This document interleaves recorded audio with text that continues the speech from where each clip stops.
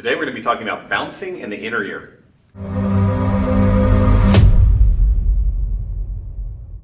In last week's blog, we talked quite a bit about what are called the otolith organs of your inner ear. Now, if you have any balance issues, we always have to recognize that your inner ear has 5 different receptors. We have what are called canals, which are basically to sense head movement.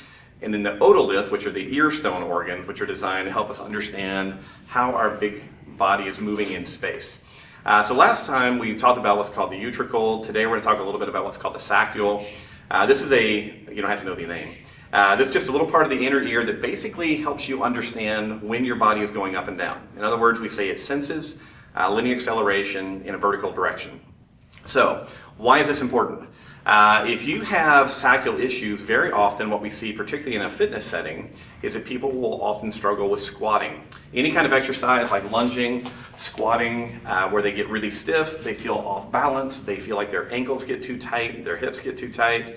We often find that by working on this portion of the inner ear, those things improve. So I'm going to give you a couple of very simple things that you can do at home to work on this. For this, you're going to need some kind of letter or some kind of visual target, because generally what we want to do with any of these inner ear exercises is we want to have a clear visual target that we can look at. So if I was doing this, I'm just going to imagine that the camera was where I put my letters. I would want to have a visual target that is challenging enough. I can still see it clearly, but it's just a little bit of a challenge, and I will move back to whatever distance I need to be at. So my visual target may be here, it may be as far away as the camera, it could be on the other wall in your house. It just depends on how large it is, because you need to see it clearly. Now, once you can see it clearly, your first exercise is really simple. You look at the letter and then you begin bouncing, all right? Now, normally what I have people do is they're gonna bounce for somewhere between 15 and 20 seconds. And your primary job in this bouncing process is to keep the target clear.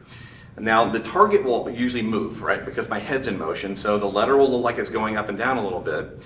But the question you have to ask yourself is, am I losing acuity? In other words, are the edges of the letter becoming more clear, or does it become so blurry that I can't see it? If it becomes so blurry that you can't see it, you actually probably have a problem with this particular system. So if that's the case, we need to then make this a little bit easier for you.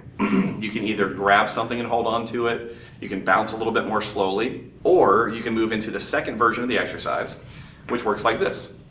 You get into a little bit of an athletic stance, you hold on to things so that you feel really stable, you look at your target, and then you just do a quick little drop. Now, it doesn't have to be very far, all right? Just like that, so I drop down quickly, and then I slowly come back up. And again, I'm looking at my target, trying to see, does it remain clear?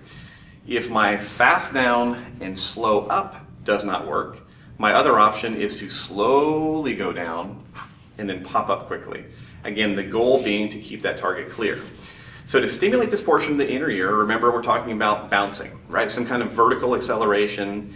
The 3 different modes that we typically work on in the beginning is you pick a visual target, you start off with just a basic bounce. You see if you can keep it clear. If you cannot keep it clear, you then have 2 regressions. Wide athletic stance, fast down, slow up, or slow down, fast up. Now, what I would recommend to make this make sense to you is if you fall into that category of, well, every time I run or I take a long walk, I feel worse. Sometimes if people run because their head and body are going up and down constantly and they feel worse after that run, or they get knee pain or whatever, this might be a good drill to test. If you have trouble with squatting, lunging, any kind of lowering motion in the body, you feel like your ankles, hips, etc. are very tight in any of those kind of classic fitness exercises, it would also be worth testing.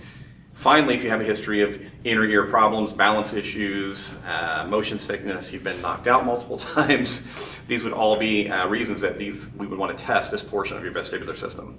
So take it easy, make sure that you don't get dizzy, don't get nauseous, keep your volume really low, and remember that using the visual target is going to be your guide.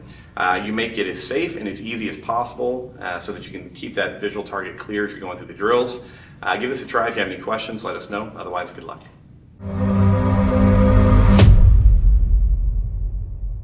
Just that easy. Rolling again. Rolling!